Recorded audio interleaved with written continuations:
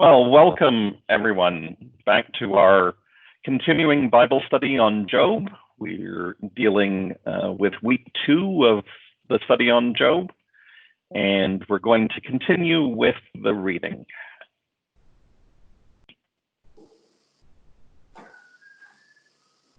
After this, Job opened his mouth and cursed the day of his birth. Job said, "Let the day perish in which I was born, and the night that said, a man-child is conceived. Let that day be darkness. May God above not seek it, or shine light on it. Let gloom and deep darkness claim it. Let clouds settle upon it. Let the blackness of the day terrify it. That night, let thick darkness seize it. Let it not rejoice among the days of the year. Let it not come into the number of the months. Yes, let that night be barren. Let no joyful cry be heard in it. Let those who curse it curse the sea. Those who are skilled rouse up Leviathan. Let the stars of its dawn be dark. Let it hope for light, but have none.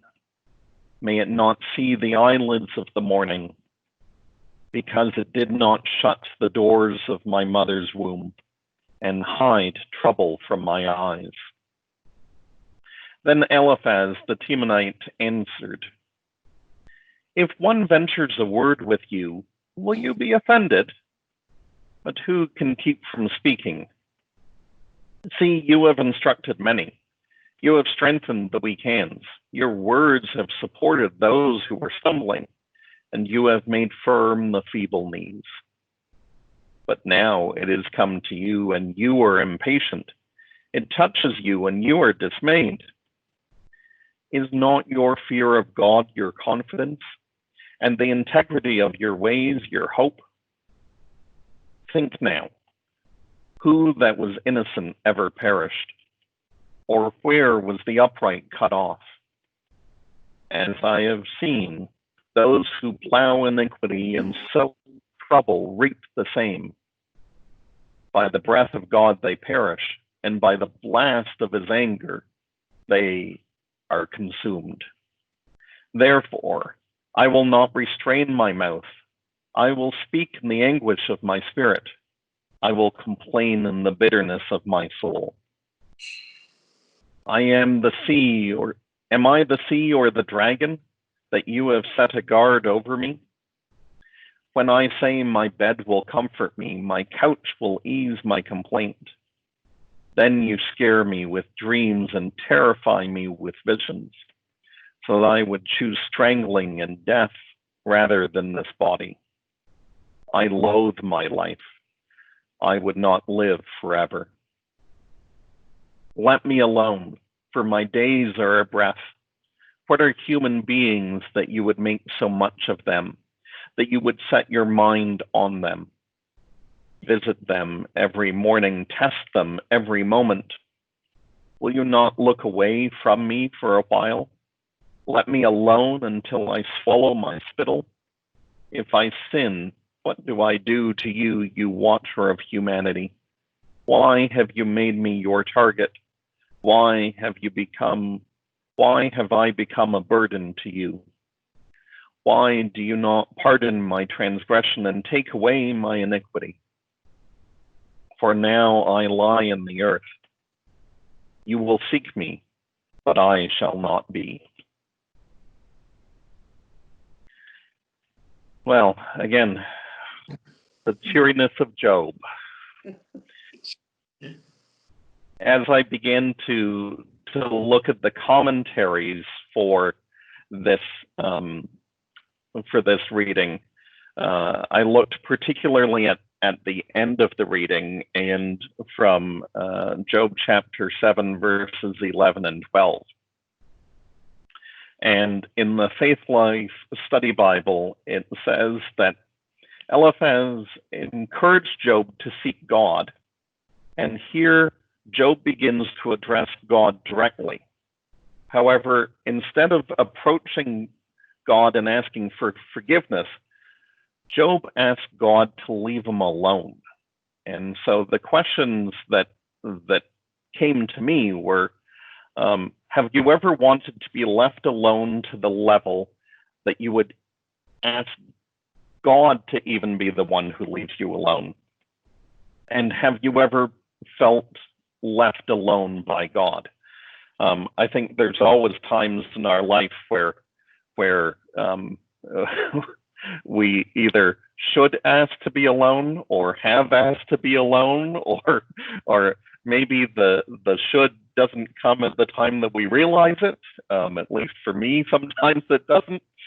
But how do we encounter things the way that Job did, to that level of asking God to leave us alone? Any thoughts? Yes. Okay. I think that and I assume that would be general humanity, want to be left alone when we in fact know the answer and we don't want to hear it. Just leave me alone and let me wallow in it. I know that I'm being whatever. I'm being selfish, or I'm being unkind, or I'm being ungenerous, but I know it. And I feel badly enough about it already. So just to leave me alone. I don't need anybody else to remind me of this. Right. I think the guilt sort of it's heavy, and you, as Linda said, you just don't want to face it. You don't want to be reminded. You don't want to be told, whatever you did, how wrong that was. It just makes it more painful than you already know. There could be people who also refuse to admit it. Right. They don't want to be accused or have fingers pointed at them, and possibly they just, that's a sort of a protective measure for them, possibly, or it's just simple. They do not think that they are guilty. So just get off my case, go away, leave me alone. I had a colleague a number of years ago who was going through a very difficult stretch in a congregation she was in. And we were talking one day over lunch, and I asked her how things were going because I knew they weren't going well. And she had been to her spiritual director to talk about how this was affecting her prayer life and all sorts of things. And the spiritual director reminded her of the image of God being the potter at the wheel, right? That sort of forms everything, and how at times, as a potter, you need to reshape what's in front of you, and asked her to reflect on that image in her prayer life about, maybe God's reshaping things, and that's difficult for her. And she said her response was to look at the spiritual director and said, "I'm tired of being the damn clay." There are times that we just feel punched down, right? The way that you rework clay is you get it to a point and then literally you punch it down. And there are times in our lives that I think we all feel that and would all want to ask God to leave us alone in the midst of that. And if anybody's been punched down, it's been Job, right? Indeed. No. Yeah. So have there been times that you've felt that you've been left alone by God, not because you've asked for it, but because you've had a a sense of absence of God in your life?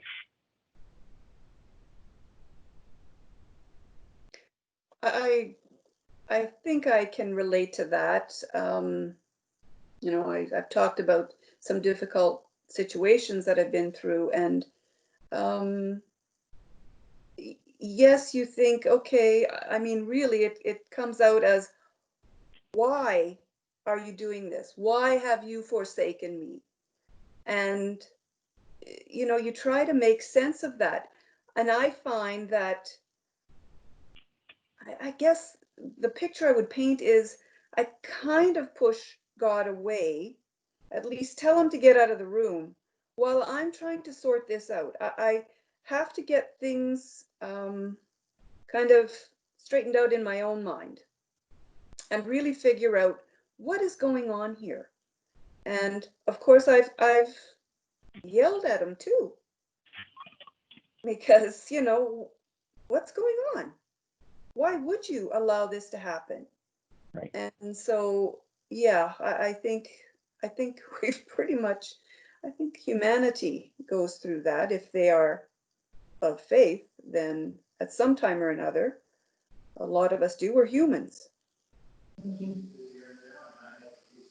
Yeah. Another colleague of mine once said the best part of being clergy is you've got a key to the church, and you can go in at any point and yell at God, and nobody hears you other than God, and nobody wants to lock you up because they don't know that's what you're doing.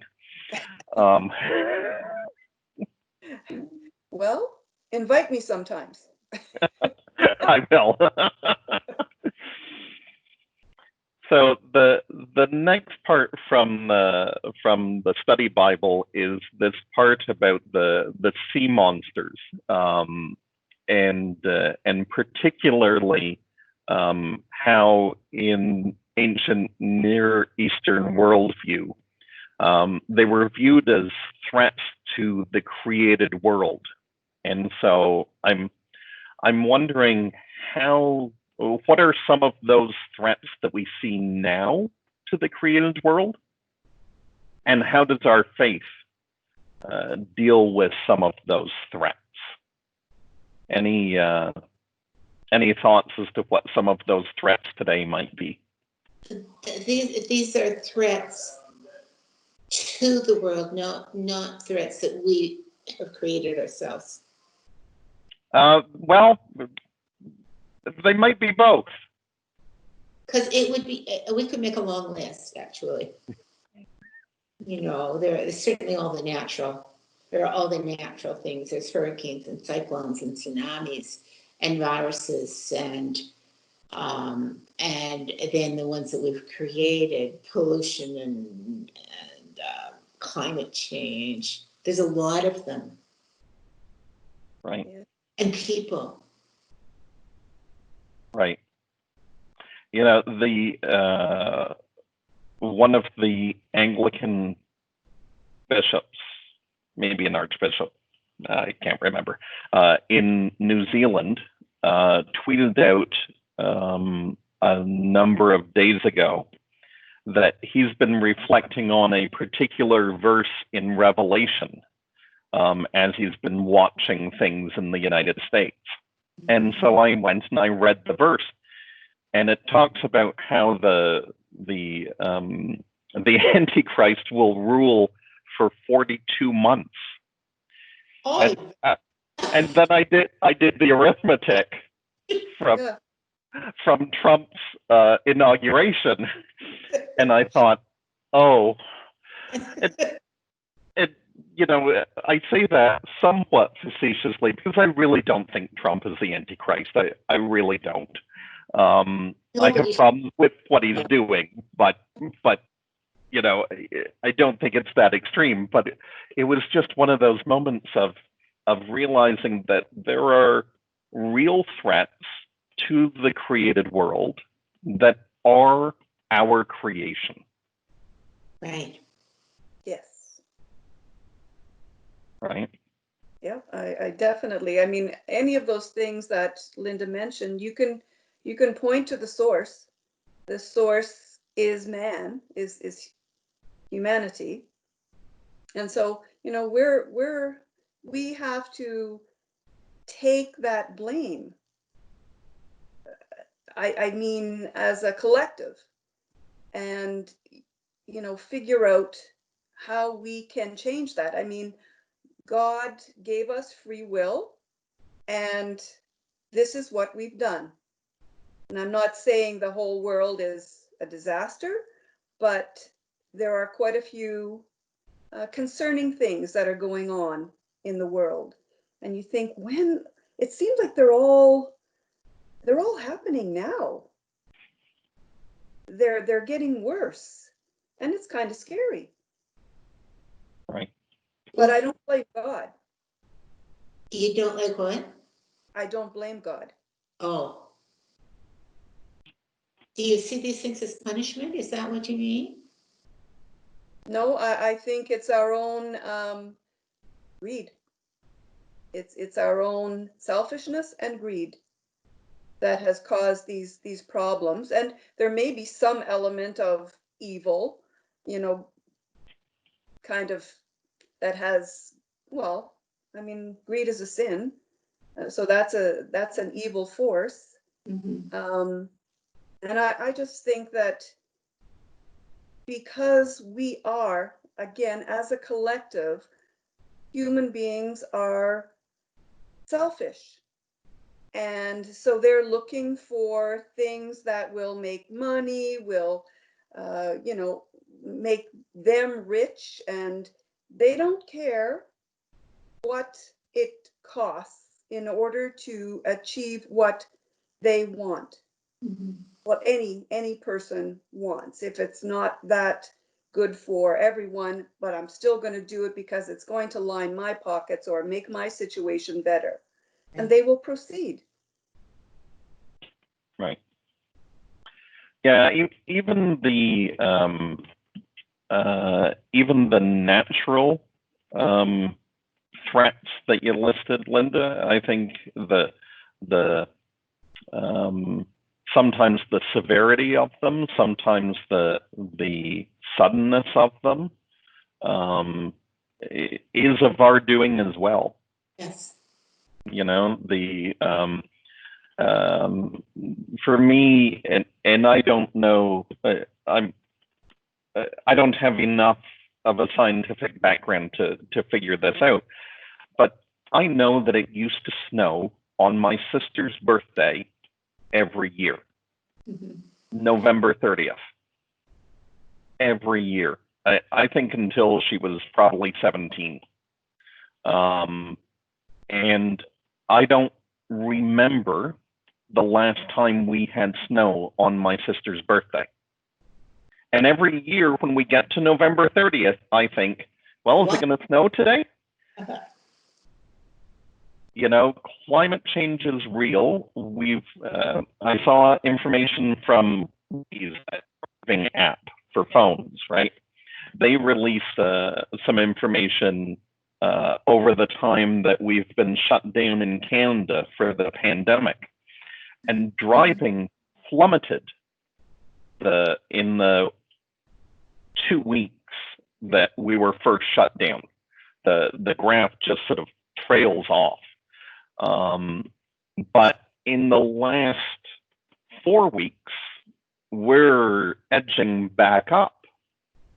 And all of the good that we had done, that people were celebrating about how the environment's been getting better and there's been less emissions and all that, we're just returning to. And I'm thinking, oh. That's so discouraging, isn't it? And Yeah.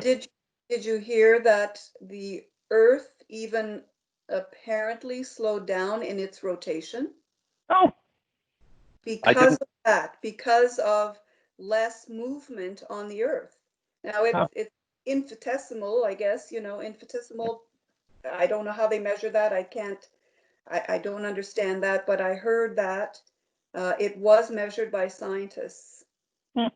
And so, if that isn't an impact, I don't know what is. Yeah. Yeah. I'll have to go look for that.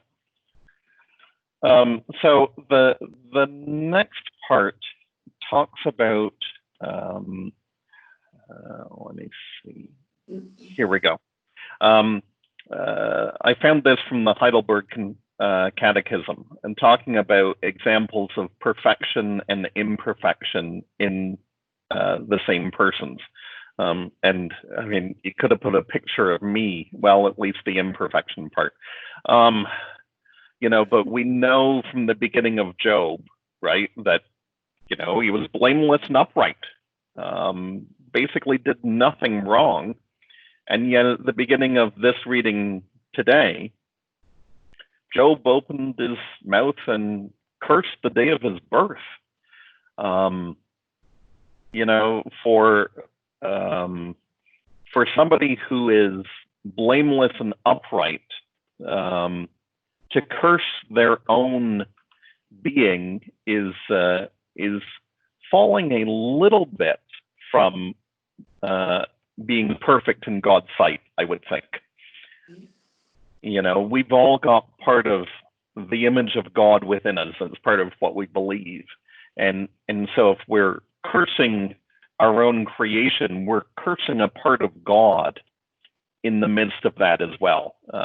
And so, but it reminded me of regular Lutheran teaching of being simultaneously saint and sinner.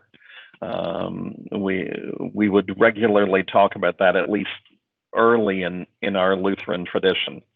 And as I went and looked at some of Luther's writings on this, Luther particularly picked up from Psalm 19, verse 12, about who can detect their errors,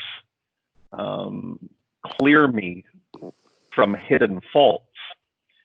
And so there's part of me that realizes that that's really hard for us to do, right? To be cleared of our hidden faults. It's hard enough to be cleared of the faults that we know of. But how does this fact that at times we don't even know what our faults are impact our ability to live a faithful life?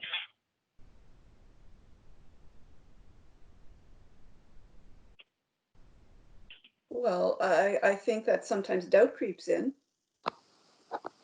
and worthiness. You feel that you're worthy, but you know, through all of that, I think my deeper belief is that God forgives sins. It's freeing, you know, for me to think that. And those hidden things, those hidden sins, I sometimes I think, well, okay, what is that anyways? What have I done that I don't know I did? I can't even name it sometimes because I'm not sure what that is, but I do know that I trust God and I know that He forgives sins. So I like the in the service, you know, you talk about sins that are seen and unseen, things that are seen and unseen, and that covers everything. It covers everything. And so, you know, if you do believe, even when you doubt, going back to scripture and reading some of these things, it does help a lot. That's why I find the Bible study it's a good reminder.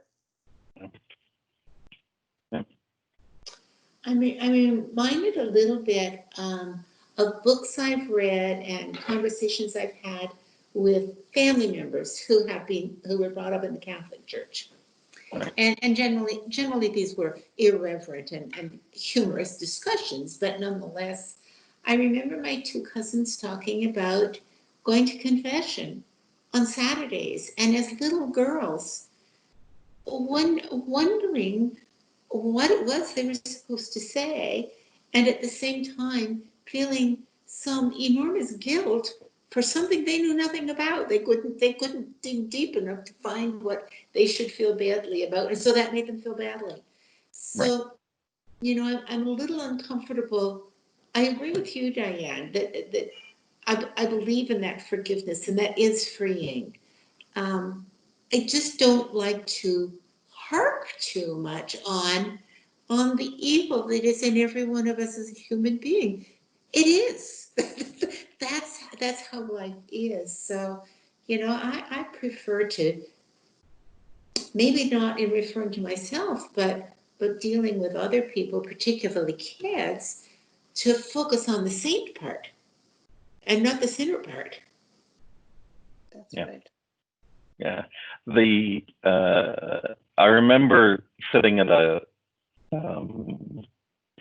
clergy conference one day, and the presenter was talking about how in the Lutheran Church we're a Good Friday people as Lutherans. And I remember sitting there and thinking, oh, maybe I've joined the wrong church, because I want to be an Easter people. Mhm. I don't want to be a Good Friday people. I do see value in being in touch with the events of Good Friday and my own contribution to that continuing now of other people being scapegoated for what I've done wrong. I see value in being in touch with that. I see value more in me helping people see the new life that is given in Easter, though, than me pointing out the Good Friday in somebody else's life. For me, the Good Friday in my life is a conversation between me and God, maybe me and my spiritual director and God. The rest of it is trying to talk about the Easter, the new life that can come, and we've got to be aware of the evil part of our own being in order to fully appreciate the new life part. But dwelling too much on that, I think, can be difficult for us.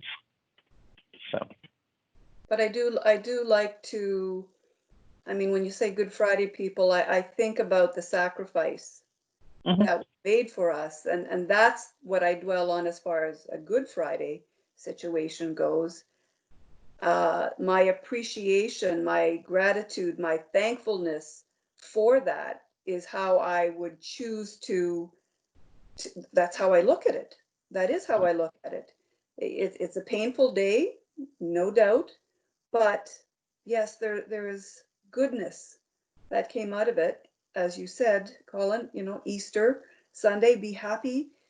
Well, I am happy, but I need to show my gratitude for that and understand why, I am grateful for that. Right. Yep.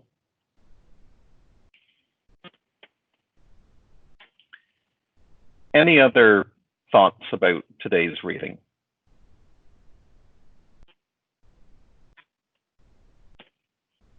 Okay, then I think we'll call it there. Thank you for joining me. It's been wonderful to continue to dwell through Job. At least, I mean, it's not wonderful to read the stories, but I'm enjoying the conversations we're having about it. I think they've been really life-giving, even if the readings are less than that at times. Is it Job next week too? Yes, it is. Okay. I think we've got another 3 weeks of Job. So, Is there a happy ending?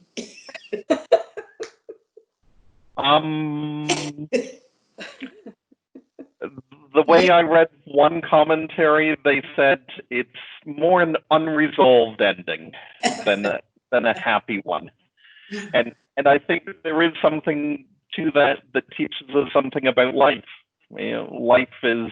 I think part of why I love Disney movies, why other people love Hallmark movies, is because there is always a happy ending, right? And because we don't always get that in life. Exactly. I think with Job, we're seeing more real life, which at times is very unresolved, and how our faith fits with us in that can be very instructive. So, Definitely. Okay, well, thank you again for joining me. It's been wonderful, and we'll be in touch about next week. good. Right. Thanks, Bye for- Bob. Bye, Diane. Bye.